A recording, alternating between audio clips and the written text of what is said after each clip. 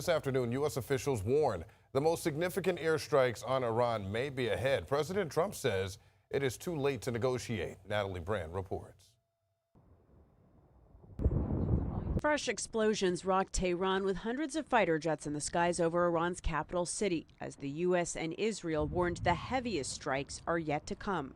The next phase will be even more punishing on Iran than it is right now. President Trump, in a social media post Tuesday morning, said Iran's air defense, Air Force, Navy, and leadership is gone. They want to talk. I said too late. The objectives of this operation are to destroy their ballistic missile capability and make sure they can't rebuild it, and make sure that they can't hide behind that to have a nuclear program. The Trump administration, in its War Powers Resolution notification to Congress, said despite its repeated efforts to achieve a diplomatic solution, the threat to the U.S., allies, and partners became untenable.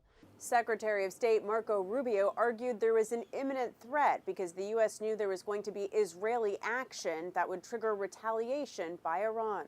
We knew that there was going to be an Israeli action. We knew that that would precipitate an attack against American forces. And we knew that if we didn't preemptively go after them before they launched those attacks, we would suffer higher casualties and perhaps even higher those killed. And then we would all be here answering questions about why we knew that and didn't act. Secretary Rubio returns to Capitol Hill today to brief all members of Congress, a day after meeting with the Gang of Eight, who emerged from the briefing divided. This was a defensive measure, a defensive operation. There was no imminent threat to the United States of America. Democrats plan to force a War Powers Resolution vote this week to try and limit further military action, but most Republicans have expressed support for the administration's actions in Iran.